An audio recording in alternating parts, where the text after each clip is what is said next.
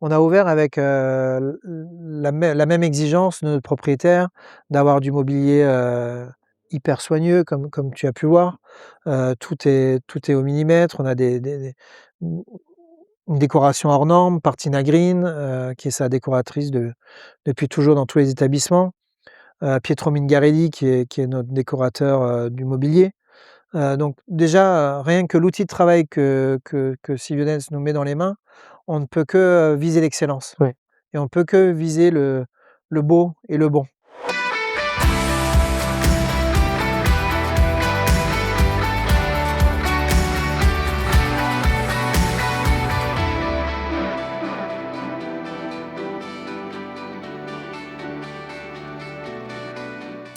Vous vous souvenez sans doute de mon échange avec Marjolaine Levesque d'Hotel Partner. Cet épisode a fait un carton.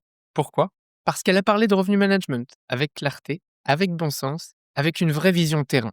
Depuis, des dizaines d'hôteliers ont déjà fait appel à Hotel Partner et tous me disent la même chose. On a enfin trouvé un partenaire qui comprend vraiment notre métier.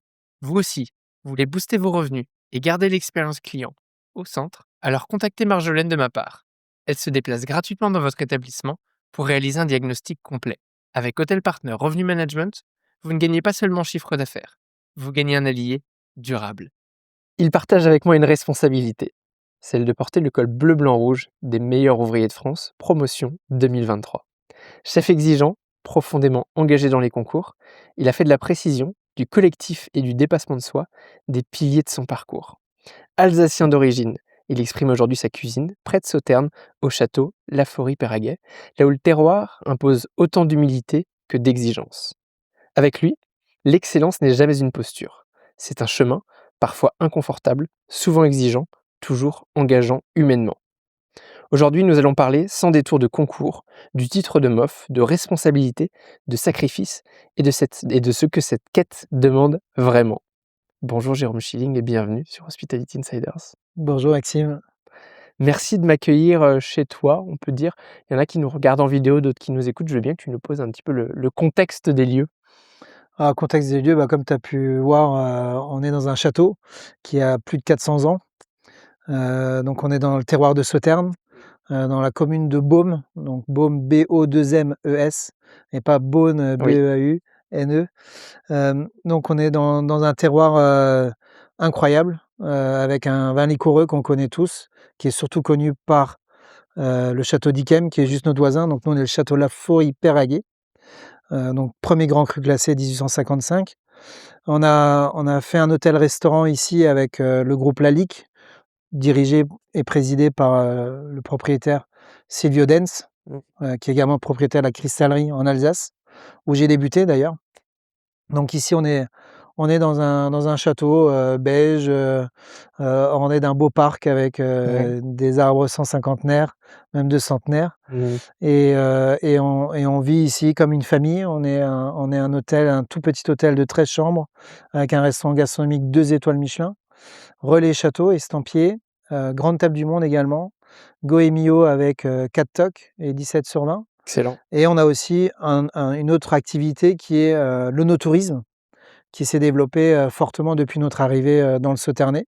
Je dis ça parce que, au départ, il y en avait quasiment pas dans le Sauternais et quand on est arrivé, on nous a pris un peu pour des arrivistes et finalement l'œnotourisme s'est développé, dans tout le Sauternais et également on a une autre activité qui est l'été avec une cuisine autour du brasero qui est dans la cour du château, qui était pas du tout en activité quand on a ouvert en 2018 et le covid nous a forcés à aller, sur une cuisine différente et bien sûr Ouais. une expérience différente. C'est génial. Ça me fait faire une petite parenthèse, mais tu iras écouter, j'ai récemment enregistré un épisode sur l'œnotourisme dans la région avec, Chloé Cazot qui est, une sommelière Ouais. et qui parle justement d'expériences, viticoles plus hôtellerie-restauration. Je pense qu'il y a un vrai sujet ici et peut-être que ça donnera à nos auditeurs des idées pour venir Bon, compléter et pourquoi pas à toi pour faire le lien avec ça. On a beaucoup de sujets à discuter, toi et moi, il a fallu que je choisisse, pas de souci. mais notamment j'ai voulu petit peu creuser, la thématique, du MOF. Ceux qui nous regardent l'auront vu, pour une fois, moi j'ai enfilé, ma veste bleu, blanc, rouge que toi aussi tu portes. Je crois que c'est la première fois que je la mets dans un de mes épisodes de podcast. C'était pas forcément pertinent habituellement, mais là j'avais vraiment envie qu'on parle de ça. En plus on est de la même promotion, la 27e. Si je te dis MOF, ça a quelle signification pour toi? Forcément beaucoup. Hem, c'est un titre, et une envie que j'ai toujours eue, par mon parcours qui s'est jalonné à 80 qu'avec des chefs meilleurs ouvriers de France. Donc si j'ai toujours regardé, ce col bleu, blanc, rouge, et encore c'est pas forcément le col qui m'attirait le plus, c'est la médaille, et qui est la médaille du travail, Mmh. des valeurs, la transmission, hem et de la simplicité, je vais dire, parce que, on est ce qu'on est aujourd'hui, on en est les mêmes qu'hier, en ayant le titre ou non, on reste des professionnels. Donc pour moi, c'est ça le c'est quelque chose que j'ai toujours rêvé, Mmh. et j'ai toujours tout fait pour pouvoir y arriver. Ça n'a jamais été évident, on en parlera certainement après, mais ça a été jalonné par pas mal, d'épisodes. Mmh. Dès le début de ton parcours dans la cuisine, tu vises un jour de devenir meilleur ouvrier de France? Alors pas dès le début parce que, je suis d'une famille, où personne n'était dans la restauration, Ouais. hormis mon oncle qui était boucher, et mon cousin qui était, bon, ça c'est un peu, on s'est quand même quasiment croisés. Mon cousin était directeur, de salle de Landsbourg avec Jean-Georges Klein, 3 étoiles Michelin, donc il était à 2 et à 3. Il avait travaillé 18 ans là-bas avec son épouse, Florence. Donc on s'est presque croisés, mais ça m'a quand j'étais enfant, on n'avait aucune relation, Oui. donc ça n'a pas du tout interféré Ouais, ça a pas influencé, non, pas du tout, de mon choix d'aller dans la cuisine. Mon choix dans la cuisine a été, on va pas aller dans le cliché, la grand-mère, mais ma maman, elle cuisinait beaucoup. La fin de mi la Ma grand-mère paternelle a vécu les 3 dernières années de sa vie à la maison, et elle a beaucoup soulagé ma mère qui travaillait énormément, mon père aussi.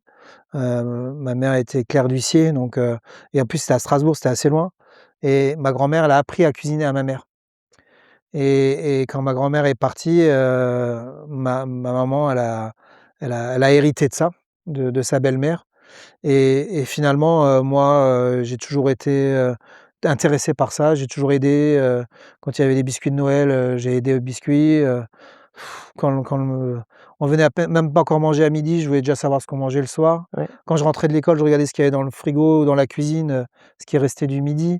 Le matin, comme ma mère partait très tôt, il y avait déjà l'odeur du salé, parce qu'elle préparait déjà en amont les plats pour que mon père il ait pas à le faire, et peut-être que c'est ça qui a influencé, mais en tout cas, moi, j'ai choisi la cuisine au désespoir de mes professeurs au collège parce qu'ils voulaient vraiment que je continue mes études, mais moi, je voulais aller en apprentissage. Ouais.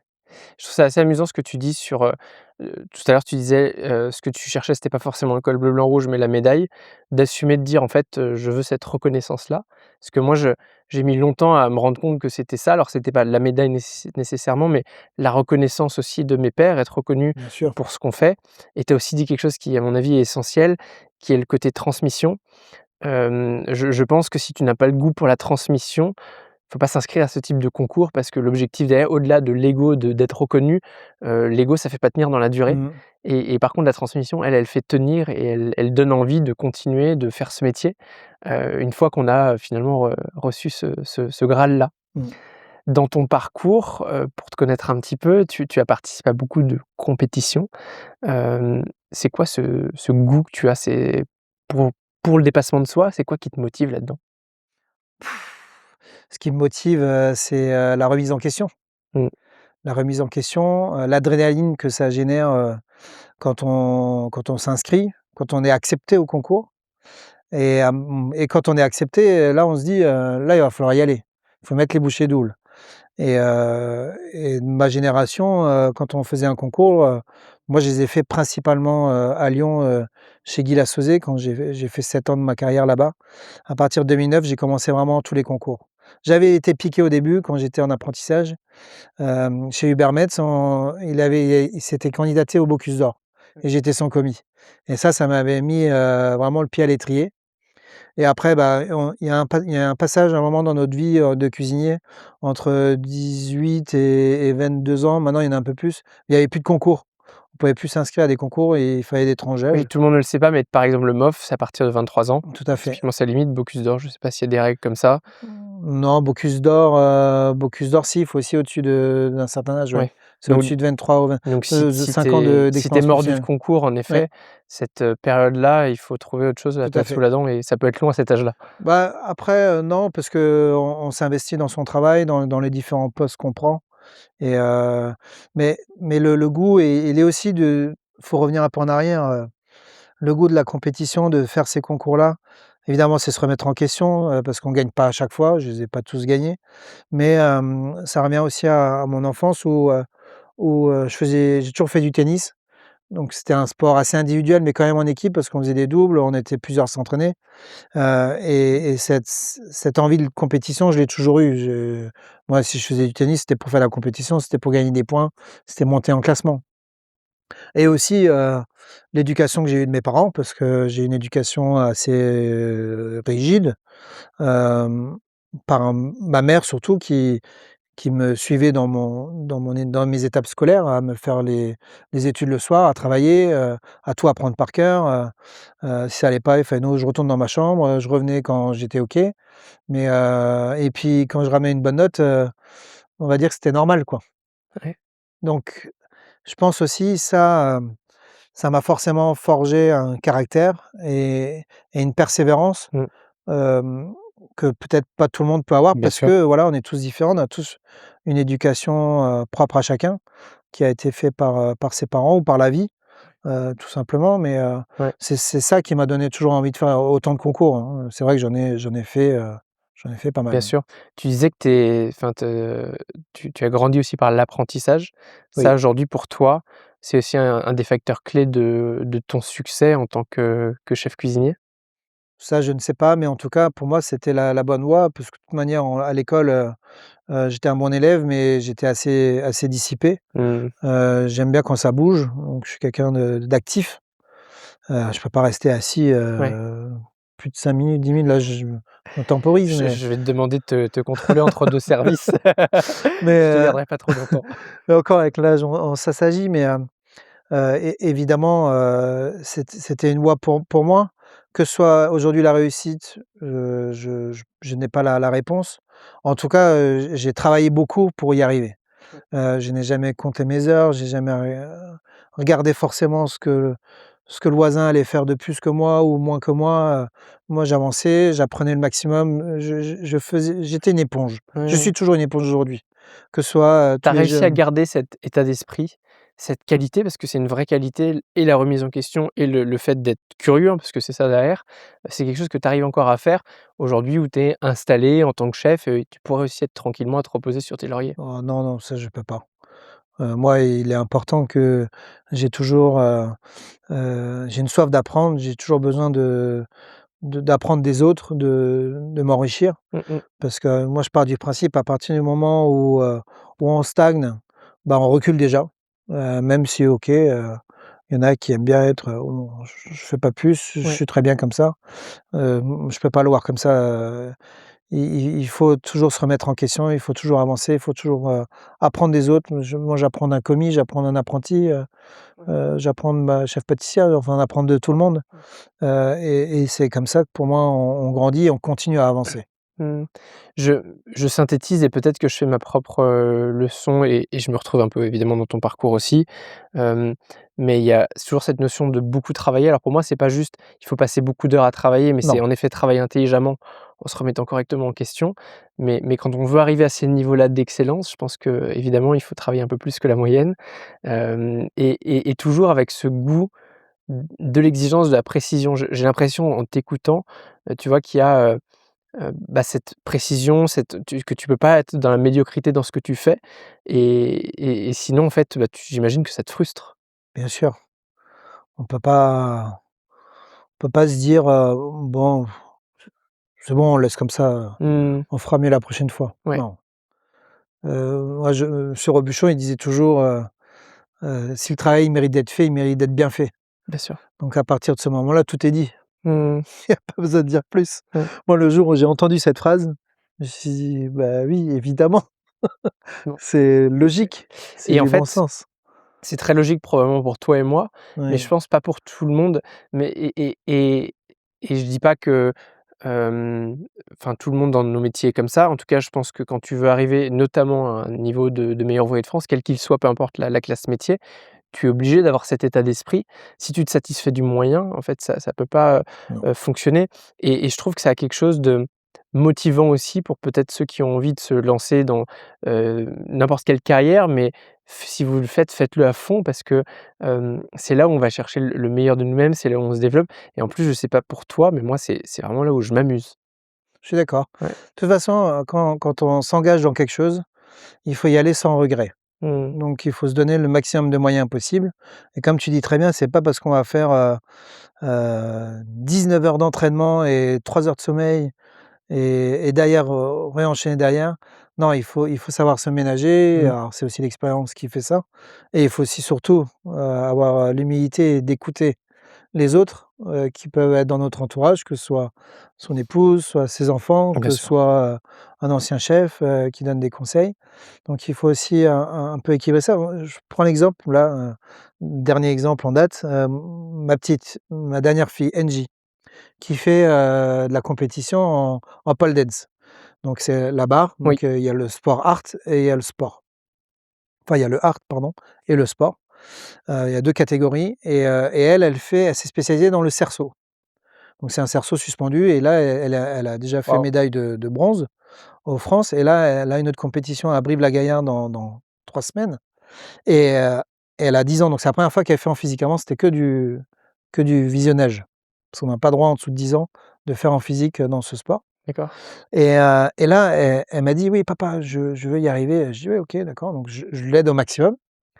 Mais elle arrive déjà à se jauger, c'est-à-dire qu'elle sait déjà qu'elle peut faire qu'un entraînement sur 2, parce que sinon à la fin elle a les mains, elle arrive plus à tenir la Oui, barre, elle en perd de plus la force et physiquement, puis elle le voit quoi, physiquement, c'est et puis elle est toute petite bien sûr. et ce que je voulais dire par là, c'est que c'est pas parce qu'elle va travailler tous les jours qu'elle va y arriver. Mais par contre elle a déjà un programme elle-même, je sais pas comment ça se fait, je pense que c'est inné. Elle sait que voilà, le lundi, je vais y aller le mercredi et là, j'y vais le samedi. Bon, évidemment, le lundi et le samedi, c'est pas prévu d'habitude, c'est qu'une fois par semaine et elle s'est rajouté 2 entraînements de plus par semaine Mmh. parce qu'elle veut y arriver. Mais moi, je la laisse faire et puis je suis hyper heureux. Moi, je suis comme un gamin, je la filme, j'envoie les vidéos à sa coach Ouais. et c'est elle qui s'occupe de tout. Moi, je suis pas coach de pole dance, hein. Mon métier, c'est cuisinier. Mais ce que je veux dire par Permets-moi de là t'imaginer une seconde sur une barre de pole non, dance en pas du train tout, incapable. Et je pense que je serais pas assez élégant. C'est comme si on mettait un éléphant, mais bien au sûr. milieu d'une flaque d'eau, Ouais, quoi. non, mais Voilà, c'est un c'est peu ce ça. ce sont 2 activités complètement différentes, ouais. Exactement. Mais je reviens à ça parce que c'est ce que tu venais de dire, c'est pas parce qu'on va faire beaucoup d'heures qu'on va y arriver Ouais, et elle arrive déjà à faire ça, donc je suis impatient de voir le résultat en ouais. en février et c'est pas parce elle va certainement pas réussir, elle va certainement pas être à la première marche, mais elle sera donné les moyens pour y arriver et moi j'incite, mais tous ceux qui veulent, se présenter au meilleur ouvrier de France, qu'ils y aillent. Parce que ça permet aussi de se rendre compte de l'exigence qu'a ce concours-là Oui, et on se rend compte aussi du niveau qu'on peut avoir par rapport à complètement. ses confrères, mais que ce soit dans tous les métiers. Moi, je parle pour la cuisine, mais que ce soit dans la pâtisserie, que ce soit et il faut oser. Pour moi, il faut oser et se donner les moyens pour y arriver. Oui, absolument et d'ailleurs pour l'anecdote, toi le titre de meilleur ouvrier de France, tu ne l'as pas eu à la première fois. Non, non. Donc c'est un bien un exemple aussi qu'il faut, répéter, se remettre en question. Bien sûr, c'était la 2e finale. Mais par contre, l'expérience m'a prouvé, enfin m'a donné en tout cas des ficelles pour cette organisation de cette dernière, demi et finale. Ouais, Où je me suis vraiment coupé, je me suis vraiment coupé de ma famille, qui venait juste me voir ponctuellement. Je suis allé dans un lycée pour m'entraîner sur Bordeaux. Enfin je me suis vraiment, mis dans une bulle. Je me suis mis avec les gens que j'aime. Ça aussi, c'est important parce que ouais, la force de l'entourage, la force de l'entourage, elle nous pousse quand même, bien sûr. elle nous fait encore monter, plus haut et je pense que c'est ça la réussite et puis, de toute manière, oui, mais pour moi, tout était aligné Mmh, et je le redirai jusqu'à la fin de ma vie, je peux que remercier mon épouse bien sûr. si j'en suis là aujourd'hui. Écoute, si tu veux bien, parlons-en de ton épouse parce que, en discutant, tout à l'heure, j'ai compris quelque chose, j'avais pas forcément fait le lien, mais toi, tu travailles aujourd'hui donc au château La Forêt-Périgueux avec ton épouse. Hem, pourquoi ce choix? Et j'aimerais bien comprendre un peu, pas les avantages et les inconvénients, mais ce que toi, ça te fait de travailler avec, en fait, bah, ta femme, tout simplement? Bah, ça, c'est assez naturel de travailler avec mon épouse parce qu'on a toujours travaillé ensemble. Mmh. Depuis toute notre, depuis qu'on s'est rencontrés, donc ça va faire, je vais pas dire de bêtises, je pense que ça fait 16 ans. D'accord. Je vais me faire disputer, mais, à peu près. Très bien. Bah, ça, tu as pris des risques tout De seul, toute façon, là, c'est je trop peux pas tard. t'aider. Mais, et on a toujours travaillé ensemble à part, de 2 ou 3 années, où on avait une pause parce qu'il y avait aussi les enfants qui étaient en cours de chemin. Mais, c'est naturel parce qu'on a besoin l'un de l'autre. Heu, c'est un équilibre. Pour moi, en salle, il y a que elle qui peut parler aussi bien de ma cuisine. Même mon directeur de salle, Julien, qu'on se connaît depuis, maintenant 8 ans et il est là depuis l'ouverture. Il me connaît par cœur évidemment, mais il va pas parler de la même manière, Bien sûr. de moi, de ma cuisine que mon épouse. On passe pas les nuits ensemble ou enfin, c'est Mmh. même pas une Bien question sûr, de nuit, oui, oui. mais, on Elle a on respire a ta cuisine comme on toi, en a une fait, au quotidien. affinité différente, donc ce qui est normal jusque-là, mais, et puis ça c'est une complémentarité quoi. Enfin, c'est un équilibre, enfin, on en a besoin. Alors c'est pas forcément toujours évident avec les enfants, qui ont 15 et 10, mais, entre Malou, la grande qui est au lycée maintenant, qui quand on sent qu'elle prend de plus en plus un peu plus les ailes, on sent que les les ailes sont en train de se déployer et la petite qui a encore besoin de beaucoup de présence et après comme c'est une compétitrice, Oui, elle elle a dans le avance. sang. Alors on a vraiment un enfant chacun. Malou Ouais. ressemble vraiment à mon épouse, à Jennifer et Angie Ah, tient c'est vraiment de amusant. moi. Et justement, tu vois, tu parles de tes enfants et de cette organisation. Tu as l'impression d'avoir dû sacrifier beaucoup de choses, toi et ton épouse aussi, pour cet équilibre. Je te pose la question à la fois pour ceux qui nous écoutent et qui se passionnent pour l'hôtellerie-restauration et qui probablement y travaillent et qui se demandent comment trouver cet équilibre. Et en plus, comme tu le sais, je suis un jeune papa, je t'ai présenté Martin tout à l'heure. Donc c'est des questions qui, moi, me reviennent de plus en plus et j'ai très envie de m'inspirer de ton expérience là-dedans. Ça n'a jamais été évident, surtout, hein. Quand on était à Lyon avec Malou, elle était toute petite, Jennifer, elle s'occupait de la boutique. Parce qu'on avait de la chance, la personne prenait sa retraite. Donc on a une boutique traiteur à côté du 2 étoiles, chez Guy Lassauzet. Donc elle était responsable de la boutique, mais elle faisait du 8h30, 19h et moi, j'étais qu'en coupure et donc la petite, a été chez la nounou pendant 11 heures par jour. Donc ça, c'était notre première phase avec notre première. La deuxième, Engie, quand elle est arrivée, on était en Alsace, on avait déjà rejoint le groupe Lalique. On avait une organisation aussi, complètement différente. La petite, elle a commencé à l'école. Ouais, Enfin, la grande était à l'école, la petite, elle était chez la nounou, mais beaucoup moins de temps parce qu'elle était gouvernante à ce moment-là, Jennifer. Donc, elle récupérait tout le monde à 15h, 15h30. Donc elle profitait de la soirée, mais le lendemain matin à 5h, elle était au travail et moi, j'étais de coupure. Donc on avait des 2 rythmes complètement décalés. Ça, c'était très, très dur ça. Par contre, même pour nous. Et après en arrivant ici, bah, on avait un peu plus rééquilibré et elle m'a rejoint quand on a eu la deuxième étoile en 2022 dans l'équipe.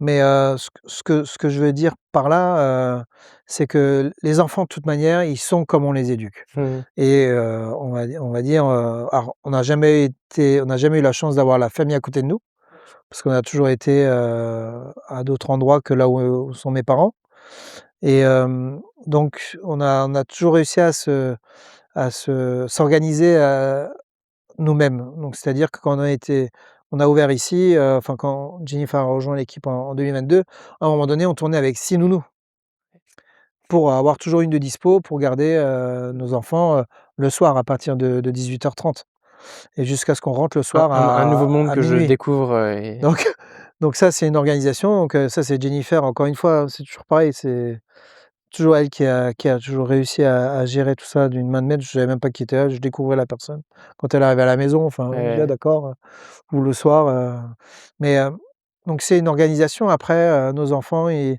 évidemment, c'est du sacrifice, évidemment, avec la grande, j'ai vécu beaucoup moins de moments qu'avec la deuxième, mais c'est pas pour autant qu'ils vont, m'en vouloir.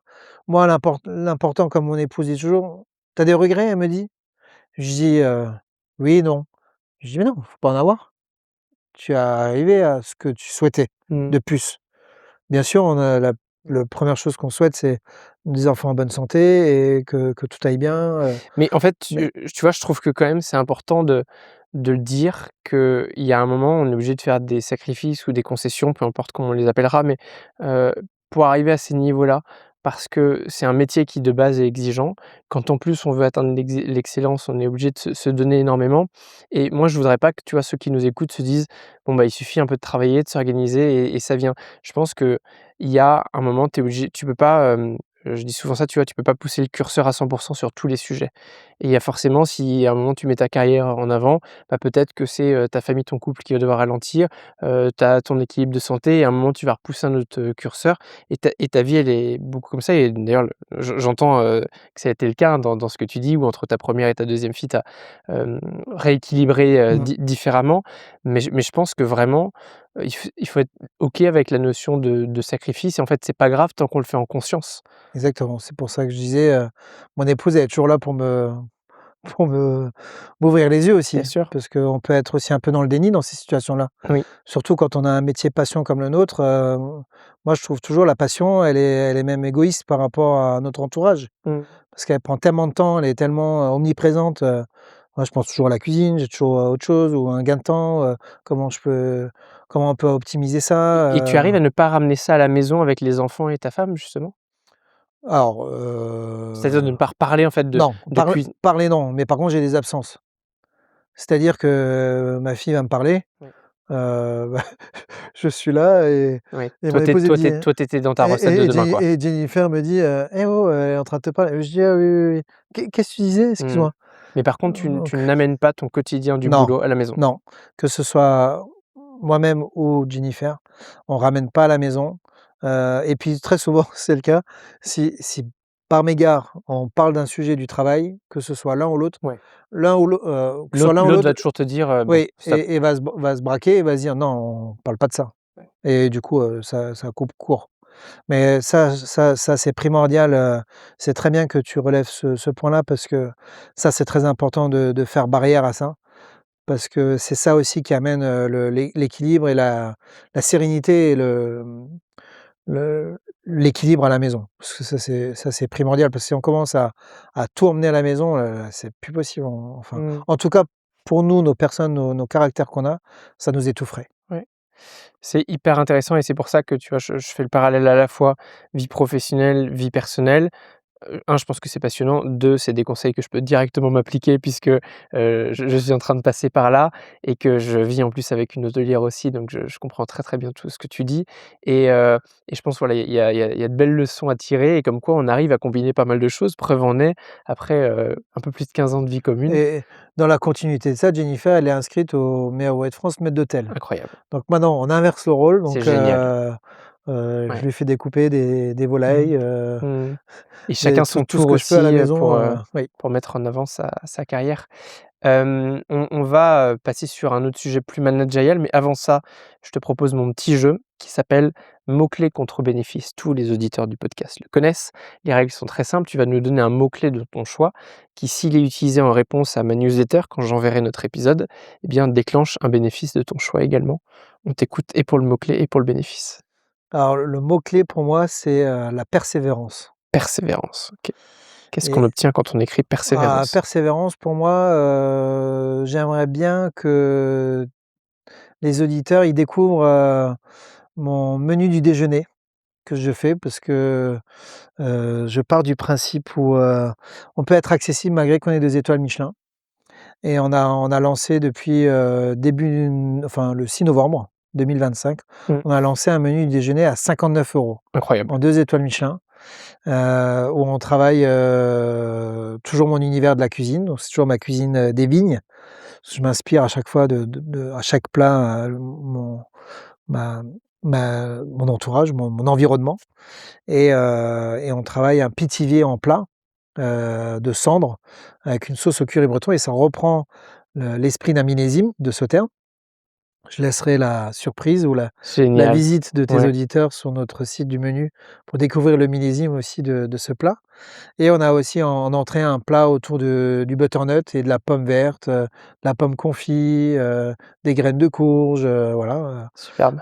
donc comme une palette de peintre et après on travaille un dessert là en ce moment on fait un magnifique dessert, autour du riz au lait, avec des notes d'agrumes, donc voilà, J'ai l'eau à la bouche. Tu veux l'offrir à combien de personnes pour pas qu'il y ait, des centaines qui se jettent sur toi et sur ton déjeuner? ah bah, c'est pour une personne et puis elle viendra avec, Une personne plus 100? sa compagne, Allez, ou son parfait. compagnon, ou Donc son je mari. le redis, vous me contactez sur, l'hebdo, donc la newsletter, suite à cet épisode avec le mot-clé et ensuite je vous mets en relation pour le bénéfice. Merci beaucoup, ce sera, De rien. évidemment, apprécié et bien sûr, j'attends de recevoir une photo de la personne qui pourra profiter de ça. J'aime bien D'accord. créer des suites de conversations, à la suite de notre échange. Je me permets une courte parenthèse. Si cet échange vous apporte de la valeur, abonnez-vous à la chaîne et likez la vidéo. C'est ce qui permet à Hospitality Insiders de continuer à vous proposer des épisodes utiles et concrets. On reprend. Il y a une grande thématique que j'avais encore envie de creuser avec toi, c'est autour un peu plus du management si tu veux et, et de comment est-ce que tu arrives à gérer et emmener aussi tes brigades là-dedans. On parle vraiment de brigades en cuisine. Comment est-ce que l'excellence, tu arrives à la transposer, à les emmener là-dedans et en fait, qu'est-ce que ça implique de vouloir dynamiser même et d'aller jusqu'à 2 étoiles Michelin finalement? Ce que ça implique, enfin, on va pas parler déjà de ce que ça implique, déjà c'est une question de comment on l'amène à nos collaborateurs. Mmh. Quels sont, nos objectifs? Quelles sont, nos attentes?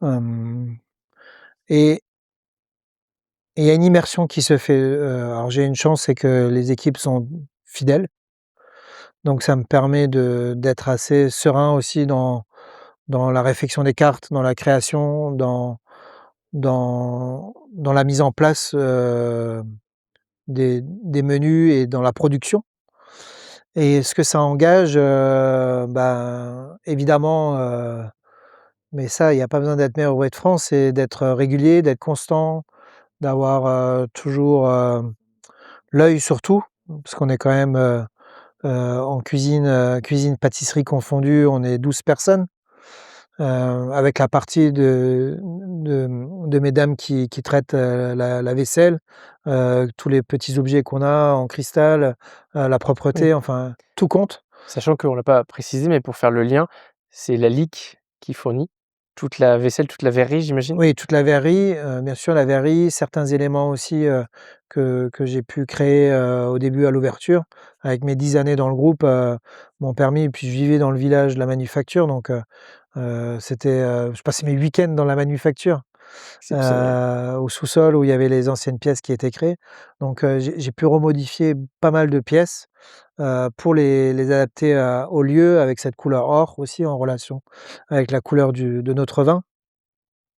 Donc Hem, tout le monde tout le monde est attentif à tout ça, à ce détail-là, parce qu'aussi oui, il y a une exigence, mais il y a un suivi, il y a une présence, et le fait d'être présent, permet qu'il y ait toujours cette exigence-là, tu sais, moi, dans la cuisine, déjà, il y a très peu de lumière, parce que déjà, ça évite les rides, donc peut-être Ah qu'à ouais? 65 ans ou 70 ans, j'aurai pas trop de rides sur le front, Ah c'est ça, je mets heu trop de lumière moi alors.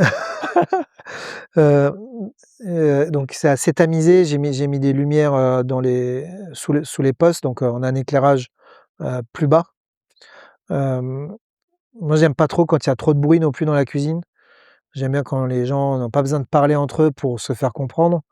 Donc évidemment, c'est facile, si les auditeurs nous entendent, ils disent: «Ah bah oui, mais si les gens sont là depuis 3 ans, 4 ans, forcément au bout d'un moment, ils ont pas besoin de se parler». Oui, mais ça a été peut-être J'ai toi au j'ai début. j'ai pas une rotation très importante, hem, donc forcément c'est plus facile, mais c'est même les nouveaux collaborateurs qui arrivent, ils prennent le pas tout de suite parce que pour moi, c'est important qu'on soit dans une ambiance, zen, hem et puis ça permet aussi d'être plus concentré, d'être plus attentif, à chaque moindre détail, que tout soit toujours, on va pas dire comme une horloge suisse, mais pour faire une un aparté à mon propriétaire, mais c'est aussi pour être, pour travailler sereinement, pour être efficace. Bien sûr. Voilà. C'était clair quand tu as ouvert donc il y a 8 ans, que tu voulais 2 étoiles Michelin? C'est quelque chose que tu as annoncé? Ah, on crie pas sur les toits, mais Je te pose la question non pas dans les médias, mais notamment pour l'équipe, parce que tu dis: «Ils sont là pour certains depuis ah le non, mais début». tout Est-ce que c'est quelque chose tu leur as dit: «Les gars, on va chercher 2 étoiles» et est-ce que ma sous-question, c'est est-ce que c'est un argument pour les convaincre de rester avec toi, d'aller dans cette dynamique et de poser la vision et la dynamique? Ou est-ce que c'est au fil de l'eau, tu t'es dit: «On peut peut-être aller chercher une voire 2 étoiles»? alors, ayant été dans le groupe, depuis 2015, depuis la première naissance de l'établissement, donc la Villa René Lalique en Alsace, qui fête d'ailleurs, sa décennie, Ouais. Qu'on comprenne bien donc l'organigramme, donc Lalique, c'est une maison de cristal. tout à fait, à Ouais. Wingen-sur-Moder, Mmh. qui est au nord de l'Alsace, à quasiment la frontière de la Lorraine. Dans ce village, donc il y a la manufacture et il y a la maison de maître de René Lalique, qui est une maison, une belle, magnifique bâtisse alsacienne où René Lalique a fait ses 1ers dessins, ses premières réflexions et ça a été transformé en établissement hôtel et restaurant, également estampillé Relais Mmh. Château, hem et on en a fait un hôtel-restaurant, 2 étoiles Michelin. Au bout de 3 mois, on a ouvert. Derrière, on a ouvert un autre établissement, le château Orberg, qui est en face du musée Lalique. Et château Orberg, on a fait une cuisine, bistronomique avec un hôtel de 13 chambres. Donc ces 2 établissements en Alsace, ont été ouverts par l'impulsion de Sievedens, notre propriétaire, qui est toujours dans l'exigence, qui est passionné de vin, de gastronomie, et passionné d'art. En fait, on vit, tous les jours avec un propriétaire qui est déjà passionné par ce notre métier et par ce qu'on fait tous les jours. Donc, au final, tu vas comprendre pourquoi je vais arriver là. Il achète le château, La Forie-Peyraguey en 2014, et il savait pas encore quoi en faire parce que et pour l'instant, c'était reprendre le château viticole, une appellation de ce terme, parce qu'il est également propriétaire dans le Saint-Émilionnais, château Faugère, Péby Faugère et château Rocheron et Cap de Faugère, pardon. Donc il a 4 propriétés viticoles sur Saint-Émilion et il en voulait une à ce terme. Mais il savait pas encore que la Villa Renalique allait être un succès, incroyable, qu'il y allait avoir le Orberg et quand le Orberg, on a ouvert, il s'est dit: «Bah, je vais essayer on Mmh. va essayer de faire la même chose à Sauternes» et donc moi, à la base, je devais trouver un chef pour placer ici. Finalement, c'est moi qui suis venu ici et on a ouvert, mais on a ouvert avec, la même exigence de notre propriétaire, d'avoir du mobilier, hyper soigneux comme tu as pu voir. Tout est au millimètre. On a mmh, une décoration hors norme, Partina Green, qui est sa décoratrice depuis toujours dans tous les établissements. Pietro Mingarelli qui est notre décorateur, du mobilier. Donc déjà, rien que l'outil de travail que Sylvianès nous met dans les mains, on ne peut que, viser l'excellence Ouais. et on ne peut que viser le beau et le bon. Donc après c'est nous qui avons, la responsabilité de faire bien, Mmh. même très bien et du coup, bah, quand on se met des paliers, comme celui-ci, donc je vais répondre à ta question, est-ce qu'on s'est visé une étoile? On s'est visé 2 étoiles. On vise l'excellence. Ouais. Donc pour moi, l'excellence, c'est d'arriver le plus loin possible, que ce soit, dans le guide Goemio, que ce soit dans le guide Michelin, que ce soit, dans d'autres guides, et principalement rendre les clients heureux. Évidemment. C'est ça au final le plus dur, le Oui. plus important. Bah, c'est eux qui te notent tous les jours pour le coup, hein. Exactement. Après, on donc pour répondre à ta question, moi évidemment, j'ai ouvert la villa, on a eu 2 étoiles tout de suite. Au bout de 3 mois, on était 2 chefs, il y avait Jean-Georges Klein et moi.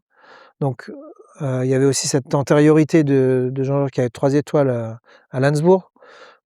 Moi en arrivant ici, j'ai dit: «Bah, Oui, on se donne le maximum, je comprends à travers ce que tu me on dis verra ce qui que arrive». clairement tu as posé, un objectif qui était très élevé, mais je pense que c'est extrêmement important quand on veut bâtir quelque chose, d'avoir l'ambition, la vision et de la transmettre, Mmh. aux personnes parce que ceux qui sont là dans tes équipes, s'ils venaient pour faire, un bistrot ou un bistronomique et c'est très sympa le bistrot et le bistronomique, probablement ils n'auraient pas tenu dans la distance parce que ce que vous attendiez, c'était un niveau d'exigence beaucoup plus élevé et donc d'une implication probablement beaucoup plus élevée et le fait de, au début, dire: «Nous, on va sur un très haut niveau d'excellence, on a déjà des étoiles Michelin ailleurs, donc a priori si vous venez chez nous, c'est pour ça aussi». Bah, en fait, tu recrutes des personnes qui ressemblent à ça. Oui, bien sûr. Après, il y avait beaucoup de personnes qui m'ont suivi de l'Alsace, parce que forcément on avait des liens en commun, donc j'avais Alejandro, j'avais Kevin, j'avais Maxime, Mmh, j'avais Louis et Camille, donc il y avait énormément de gens qui m'avaient suivi à l'ouverture ici. Donc forcément, j'avais déjà aussi, on avait tous ensemble déjà un vécu et heu et et une exigence déjà bâtie. On connaissait la ligue par cœur, donc tout ça, c'est bien allé sûr, très facilement. Alors on a eu la première étoile au bout de 6 mois d'ouverture, donc en 2019 et derrière on a eu le covid. Donc en 2020, nous, ça nous a fait un couperet, immédiat, mmh, où tout a dû s'arrêter. Moi, j'ai cru que ça allait être la fin du monde. Enfin, moi, ça m'a rendu, triste enfin, ça m'a moi, je suis arrivé à la maison, c'était moi l'enfant à la maison. Je me suis dit: «Mais je vais faire quoi moi?» C'est comme si on mettait un une truite dans un bocal à poisson rouge, quoi, ouais, bien sûr, et j'ai été étouffé et puis l'inquiétude, en termes sanitaires, enfin tout ça et puis le projet. Je me suis dit: «Mais punaise, on a fait tout ça et maintenant aujourd'hui on nous dit de rester à la maison, mais mmh, c'est incroyable». Donc il fallait garder le lien avec les collaborateurs, il fallait toujours garder cette motivation et après, bah, on a réouvert, on était nouveau une dynamique et on a la 2e étoile est arrivée, donc elle a pris un peu de temps, mais au final, tu sais, le Michelin, que ce soit le Michelin ou le Goemio, hein, c'est il y a 2 guides, hein, enfin d'autres guides encore, hein, bien sûr, mais en tout cas, mais c'est les 2 grandes références c'est 2 françaises. grandes références françaises, mais c'est pas, c'est pas une course, c'est pas un sprint, c'est un marathon et il faut tenir dans la distance, il faut laisser le temps Bien aussi sûr, parce que, on est que des humains et moi, quand j'ai ouvert en 2018, ce que j'ai proposé au restaurant n'a rien à voir avec ce que je fais aujourd'hui. Parce que j'ai grandi avec le château, j'ai évolué avec, j'ai grandi avec mes collaborateurs, j'ai d'autres envies aujourd'hui que ce que j'avais en 2018. Je me suis aussi affirmé en tant que chef, on va dire solo, parce qu'au final, on était 2 en Alsace et avant j'étais toujours vraiment le numéro 2. Donc ça aussi, ça a pris un peu de temps et au fur et à mesure, bah, je me suis trouvé ouais, et avec une vraie identité forte avec cette cuisine des vignes où chaque plat a une identité très forte par rapport au vignoble. Un travail avec le maître de chai, avec le chef de culture, et tout ça, ça a aussi amené à ce que tu dis. Donc tu dis: «Oui, est-ce que voilà, est-ce qu'on vise tout de suite en haut?» Évidemment, mais il y a tous ces paramètres-là qui font aussi que le lieu devient unique en termes d'expérience et que ce que les gens quand ils viennent enfin, ce que les gens peuvent vivre chez nous aujourd'hui, mmh, pour moi, ils ne doivent pas le trouver ailleurs. ouais. Parce qu'on déjà, on est unique, on est à Sauternes, on est le premier établissement à Sauternes à avoir une étoile Michelin. Il y a jamais eu d'étoile Michelin, Ah oui, je dans le savais pas. Sauternais. Incroyable. Donc on a été le premier à avoir une étoile et on est les premiers à avoir 2 étoiles. J'espère un jour plus, évidemment, mais C'était évidemment une question que j'allais te poser. Est-ce qu'aujourd'hui, tu parlais d'envie, est-ce que tu as cette envie et de pousser ton niveau d'exigence et d'excellence au point d'aller chercher une troisième étoile? évidemment, on travaille tous les jours on fait des briefings tous les jours avec, les équipes, on fait des cross-selling, on essaye de Ouais, vraiment que ce soit tu sais, il y a l'essai d'expérience à table, l'assiette, l'harmonie, l'acidité, les textures, le goût, le pairing, donc que les vins soient hyper bien accommodés avec les plats, que les sommeliers soient toujours, très très avisés en termes de d'expérience pour le client. Donc il y a cette partie-là, il y a cette partie accueil client, à l'hôtel, parce que c'est Mmh. expérience globale, que le client, il faut quand même Je savoir suis que content d'entendre un chef qui me parle d'expérience globale parce qu'en effet, moi, c'est un combat que je mène au non mais quotidien, d'arrêter de penser en silo, mais de regarder l'expérience du c'est client dans c'est sa globalité. c'est évident, aujourd'hui, on est à 2 étoiles Michelin. Pour moi, c'est pas que parce qu'il y a Jérôme Schilling, la Bien cuisine, sûr. c'est parce qu'il y a aussi, Julien, parce qu'il y a Jennifer, parce qu'il y a Stanislas, parce qu'il y a Laetitia, ma plongeuse, Mmh. parce qu'il y a, Oui, une implication Sophie de à tout la le monde. réception, parce qu'il y a Zoé, parce qu'il y a Camille, parce qu'il y a Rosalie, Rose et Coralie, j'ai combiné les 2 prénoms. Mais en fait, on les appelle tic et tac, c'est nos 2 femmes de chambre qui sont extraordinaires, qui sont Bien là sûr. depuis l'ouverture, depuis 8 ans. Je les ai vues, Beaucoup de personnes, en effet, qui sont là depuis longtemps, on a grandi de ensemble ce que tu me et dis. il faut quand même savoir que nos clients en restaurant, c'est quand même, une grande partie de la partie hôtellerie. Enfin, les gens quand ils viennent ici, on est quand même à Sauternes, on est à Oui, 35 minutes de la gare de Bordeaux. C'est pas l'autre bout du monde non plus, mais il faut y venir oui. et quand les gens Si viennent tu viens vivre séjourner à l'hôtel, tu vas au restaurant exactement. et ap Donc pour moi, ce que je dis, c'est vraiment ce qui est logique, c'est une expérience globale. Il faut qu'on soit tous dans le même niveau d'exigence. Donc c'est pour ça qu'il est hyper important que, les équipes soient très soudées ensemble et je vais encore plus loin, c'est la partie no-tourisme. Le no-tourisme super. et ce qui serait génial, c'est que chaque client qui vienne manger au restaurant, il vive l'expérience no-touristique. Parce qu'au final, en commençant par l'expérience touristique, ils comprennent pourquoi le vin est comme ça, pourquoi la région, elle est aussi atypique avec ce ciron qui part des Landes, qui va jeter dans la Garonne, qui est chaud, la Garonne qui est froide, ça fait un choc thermique, ça fait du brouillard qui se déverse dans toute la vallée du Sauternais, qui nous fait un brouillard, qui fait que le raisin est moisi, qui fait ce botrytis cinerenera, qui nous permet d'avoir ce vin si particulier. Et après, ces clients-là, ils vivent cette expérience, ils vivent le côté, chez Ça a pas le même goût, hein. Déjà, quand tu me le racontes comme ça, le produit, il aura pas le même goût en bouche, ça, c'est certain. mais bien sûr que non et en fait, ce qui serait extraordinaire, c'est qu'on arrive à immerger les gens avec cette expérience tourisme. Derrière, ils passent à table et là on et ceux qui le vivent, donc on va dire c'est 90 des clients hôtels vivent cette expérience-là touristique avant, mais le pourcentage est encore trop grand parce qu'il est souvent après. Parce que très souvent, les gens, quand ils arrivent en check-in à l'hôtel, il est plus 16h-17h et du coup, les visites ne se font pas forcément dans Bien sa sûr. totalité, malgré qu'on ait que 13 chambres. Donc très souvent, c'est le lendemain matin, mais les gens, quand je les vois partir le lendemain, de l'hôtel à midi ou à 11h30, je les croise à 60 70. J'arrive à croiser les clients de l'hôtel en partant. Bah, ils sont enchantés parce qu'ils ont vraiment compris pourquoi on est une région si particulière Eh et oui. pourquoi le vin est si particulier. Donc J'aurai la chance, de faire partie de ces ouais, visiteurs demain, demain mais matin mais de demain que et je pourrais te raconter ça, j'ai vraiment hâte. Déjà parce que tu me le racontes, ça me donne envie et en effet de comprendre, l'expérience dans sa globalité. Pour revenir à ce qu'on se disait tout à l'heure, moi je le comprends en substance, et je le traduis avec mes mots. C'est que je pense qu'il faut une vision et une ambition qui sont fortes à la base pour emmener les gens, dans cette direction-là, tu vois? C'est un peu comme ton cap, ta boussole qui te donne la direction et après, tu l'as dit, hein, il y a de la constance, il faut être présent au quotidien, il y a une notion de répétition, mmh, pour s'améliorer et au début, tu dis pas, au premier jour, enfin tu pas l'ambition dès le prem enfin tu as l'ambition d'avoir, les étoiles, mais tu pas la prétention de pouvoir tout de suite les obtenir. Par exactement, contre, avec le temps, tu t'affines et le produit que vous aviez il y a 8 ans n'est pas le même qu'aujourd'hui parce que justement vous avez répété, vous êtes affiné et tu as peaufiné ton art et je pense que ça s'entend dans ce que tu dis, mais c'est important de mettre les bons mots aussi, tu et vois? Pour, comprendre comment ça s'est, transformé et que ça ne vient pas en un jour. Ça, c'est clair qu'il y a une notion de temps tout à long fait. qui est vraiment essentielle, ouais, C'est on peut pas le compresser ça, clairement. c'est impossible. Mmh. Après, il y en a qui arrivent, mais moi j'ai pas la recette.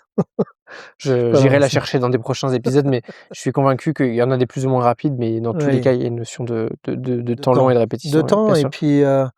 et puis même, encore moi je trouve que je suis, chanceux.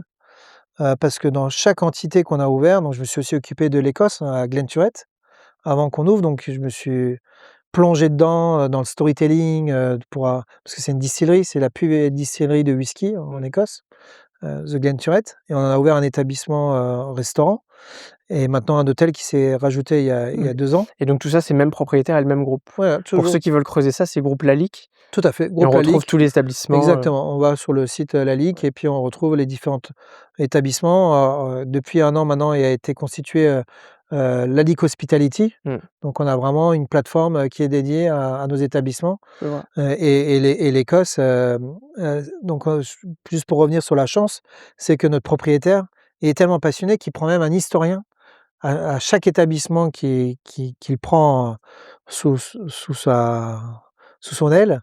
Il souhaite comprendre pourquoi il y a eu, toutes ces choses-là, qu'est-ce qui s'est passé à telle et telle année. Donc tout ça, ça nous permet aussi nous, d'écrire notre, propre histoire d'aller dans le temps et de pouvoir avoir une continuité. Parce qu'on Excellent. ne peut pas, d'un jour à l'autre, bon allez, on casse tous les volumes, on refait quelque chose de neuf et Oui, finalement c'est ça la force de effacer une histoire, non mais et parfois centenaire, multicentenaire comme c'est le cas ici, ouais. c'est hyper important Mmh. et ça donne de la matière pour pouvoir, donner de Ouais, l'appartenance bien sûr. aux clients qui viennent chez nous et je trouve que quand on arrive ici, il y a une âme, il y a quelque chose qu'on peut pas décrire. Mmh. C'est Oui, il faut un peu le compliqué. Moi, j'ai vécu des moments très seuls au moment du covid ici, j'imagine. où j'étais pas forcément seul non plus. Ça doit être un petit peu, pesant alors que moi ce que je vis pour le coup est évidemment, pas du tout pesant. En parlant d'écrire, je te propose, d'écrire ensemble la fiche bonus de cet épisode. En fait, tout simplement, donc c'est, un bonus exclusif qu'on peut mettre à disposition de nos insiders qui, viendront chercher en description de l'épisode. Tu peux leur partager ce que tu veux, ça peut être des images, des vidéos, du texte. Qu'est-ce qu'on met dans cette fiche-là? Alors moi, ce que j'aurais bien voulu, parce que c'est ma planche de travail sur un des plats que je fais systématiquement sur ma carte, qui s'appelle Grenoble. Donc le menu, on va dire, de l'expérience, qu'on vit au château s'appelle Grenoble. Pourquoi Grenoble? Parce que déjà à Sauternes, on appelle le Grenoble, parce il a cette moisissure si particulière et aussi à la consonance alsacienne avec, le fameux Grenoble, Oui, alsacien. Donc ça c'est pareil.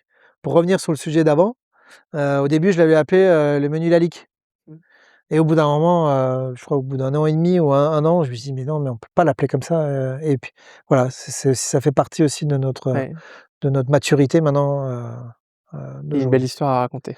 Et donc ma planche de travail, c'est, une mallette que j'ai en cuisine, qui vient d'un artiste qui s'appelle Pierre Aherny, qui est un artiste graphiste, suisse, un ami de mon propriétaire de Sea Dance, qui m'a laissé cette mallette avec tous les planches, hem, qu'il a réalisées et qui sont affichées dans tout l'hôtel, qui sont en format tableau dans l'hôtel, dans toutes les chambres, dans les couloirs et qui représentent par strates, donc un peu à la Rothko, comme l'artiste Rothko, qui a fait des couches superposées et qui représentent, la dégustation des millésimes.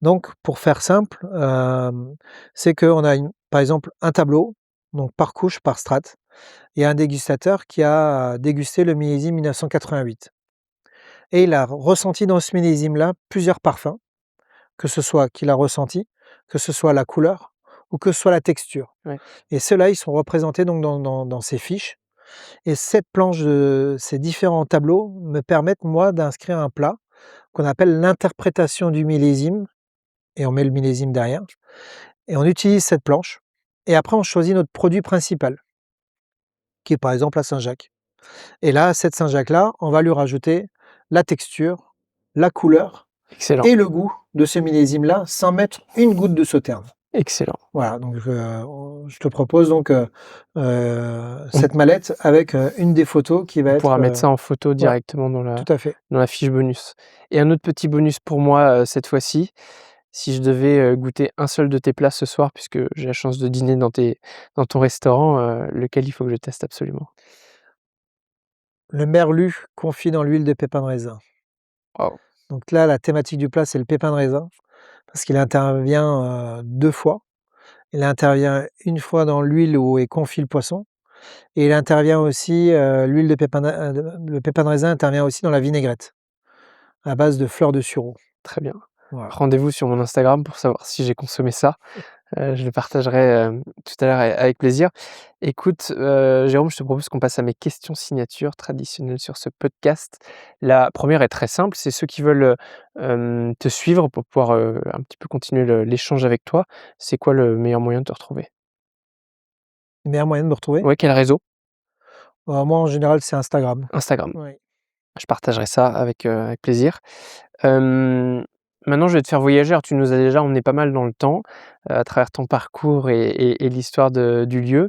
Mais cette fois-ci, c'est un voyage dans le futur. Dans 10 ans, qu'est-ce que tu auras accompli dans ton futur idéal? Waouh! Elle est dure celle-là, hein. Celle-là, elle est très dure. Elle est très dure parce que, dans 10 ans, j'en ai strictement aucune idée. Mmh, Pourquoi? Parce que, parce qu'on ne sait pas ce que la vie est faite. Je pars du comme ça, hein, je connaissais pas du tout aucune de tes questions parce que, en étant transparent, il me les a envoyées, mais je les ai juste survolées et je pars vraiment sur le spontané j'ai toujours, vraiment 2 profils, hein, d'invités. J'ai ceux qui aiment bien préparer qui est vrai et il y a ceux qui veulent absolument de la spontanéité, qui ne regardent pas. Tu es clairement dans cette catégorie-là. et encore, je suis content, j'ai pas lâché de larmes parce que et je pense que tu l'as senti, tu m'as coupé assez vite. Donc c'est très bien, je t'en remercie. Hem, non, parce que, tu vois, la vie, elle est des fois tellement courte, on sait pas, peut y avoir un souci de santé, du côté de mes parents, j'en sais rien, Mmh. donc je me projette pas aussi loin. D'accord, ouais. Je me suis jamais projeté, «Ah tiens, qu'est-ce que je ferai dans 10 ans, dans 5 ans, qu'est-ce que Ouais. je ferai?» Toi qui Je avais me projette pas comme ça. une vision quand même de temps long, tu te projettes pas à 10 ans. Non, Ouais, c'est intéressant. je me projette pas autant. Plus maintenant en tout cas. Mmh mh. Tu vois, autant, quand j'avais, 20 ans, 25 ans, il y avait toujours cet objectif de meilleur de France. J'ai la chance aujourd'hui, je vis de mon rêve, parce que c'était un rêve et Ah maintenant j'ai bien la sûr. chance de vivre et tu te rends compte? Alors maintenant on a le meilleur vrai de France et on le voit même pas. C'est ce que j'ai dit à mon épouse l'autre jour, parce qu'on l'a autour du cou, Oui, mais on voit pas le bleu, blanc, rouge et c'est quelque chose que j'ai toujours voulu parce que je le voyais et d'accord. aujourd'hui Oui, je tu le bah, il faut porte. passer devant un miroir en tout cas. J'aime pas me regarder dans le miroir parce que, je suis toujours en yo-yo et puis, j'aime pas trop, le miroir.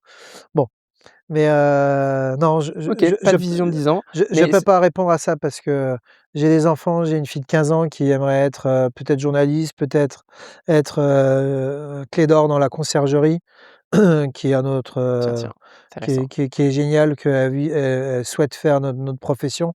Elle adore les langues, elle est douée, elle a toujours parlé anglais avec mon épouse qui est d'origine anglaise donc les 2 elles ont eu cette Ouais. base.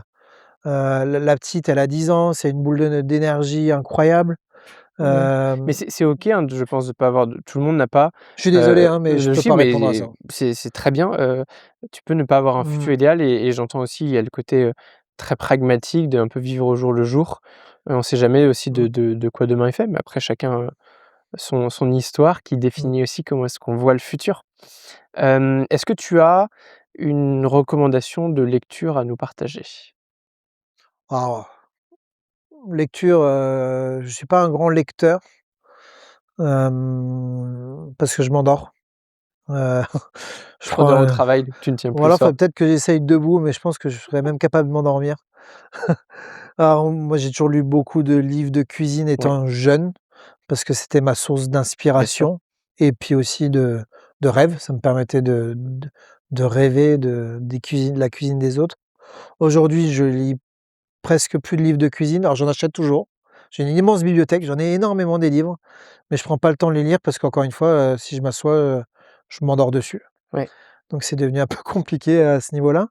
Alors un livre à recommander, alors moi il y en a un où par contre là j'ai du mal à m'endormir dessus. C'est un peu peut-être étrange pour un meilleur web de France de dire ça, mais c'est le Larousse gastronomique, qui est finalement plus un livre de quelqu'un qui va commencer le métier. Mais en fait, on en apprend toujours Mmh. et puis il est assez volumineux, le Larousse gastronomique et puis en plus les nouvelles, éditions sont très bien illustrées, Oui.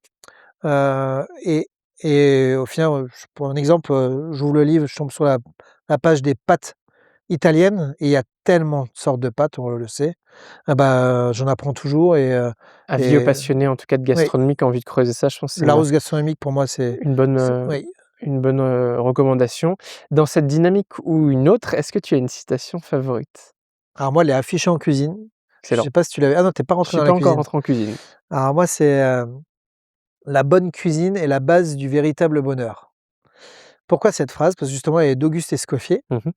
heu, qui est un de notre père fondateur. Oui, Hem, Pourquoi? Parce qu'elle se rapproche beaucoup de la phrase de Paul Bocuse, qui disait, qui était un peu plus, on va dire, un peu plus brute, en disant, que s'il y avait un peu plus de cuisiniers, qui goûtaient ce qu'ils faisaient, la cuisine serait meilleure. ouais. Du coup, je préfère quand même celle d'Auguste Escoffier qui dit que la bonne cuisine est la base du véritable bonheur. Mais mais je trouve qu'il y a une bo il y a une bonne parallèle parce que, pour moi, ce que je décris dans cette phrase, c'est que, que la cuisine, qu'elle soit complexe ou simple, Mmh. l'important c'est qu'elle est faite avec amour et elle sera bonne. Hem, Parce que pour moi, il y a pas que la haute gastronomie qui est forcément bonne. Moi, je prends un plaisir immense, d'aller dans un bouchon lyonnais, que je recommande 15 000 fois, à chaque fois que quelqu'un va à Lyon. C'est chez, Joseph Viola, rue de Créqui, chez Daniel et Denise qui est, pour moi, le summum de la simplicité culinaire. À faire une bonne omelette du curry avec une sauce écrevisse, Trop bien. d'avoir une bonne quenelle lyonnaise, d'avoir une bonne tête de veau, Mmh mh. d'avoir un bon rognon dans sa cocotte avec son Mmh. jus, un gratin de macaroni et des pommes de terre sautées à cru. Alors oui, évidemment, heu, on va pas y aller pour l'originalité, mais on y va pour Bien sûr. vivre un bon moment Ouais. de cuisine et de se faire plaisir qui est pour moi, l'image de ce qu'est un restaurant. Mmh. Pour moi, un restaurant, c'est bien le C'est un lieu de terme, plaisir, hein. c'est se restaurer, Ouais, se faire plaisir, la convivialité et c'est et important de se le rappeler. voilà et ça souvent, je trouve qu'on a tendance à l'oublier Ouais. parce que, il y a beaucoup d'artifices, très souvent, dans la cuisine, où on veut trop en faire, où des fois on est obligé de prendre limite un Efferalgan pour comprendre, la cuisine, Ouais. alors que finalement, il y a rien de meilleur que la simplicité Mmh. et c'est souvent le plus dur. Excellent. Voilà. Tu nous as partagé beaucoup de choses et on est allé dans plein de directions ensemble. J'avais dit que c'était vaste et qu'on pourrait Oui, pas forcément tout traiter, mais non. je pense qu'on a quand même, bien balayé. Traditionnellement sur ce podcast, c'est mon invité qui clôture. Si tu avais un tout dernier message à faire passer à nos insiders et cette fois-ci tu pourras regarder par ici, quel message serait-il? Mon message, c'est juste de vivre la vie avec simplicité et surtout de toujours se faire plaisir. À partir du moment où on se fait plus plaisir dans ce qu'on fait, tous les jours, il faut réussir à agrémenter différemment. Mais en tout cas, la cuisine, elle est belle. On a un patrimoine incroyable en France et il est important de le préserver, malgré tout ce qui peut se passer aujourd'hui et moi, ce qui est sûr, c'est que je suis vraiment passionné de cuisine. Si vous avez aimé cette vidéo, vous allez adorer mon livre blanc. J'y ai condensé des dizaines d'épisodes, des centaines de conversations et ma vision d'artisan hôtelier. C'est la quintessence de 20 ans d'expertise à travers mes invités. Pour l'obtenir immédiatement, cliquez sur le lien en description. Notre aventure ensemble ne fait que commencer.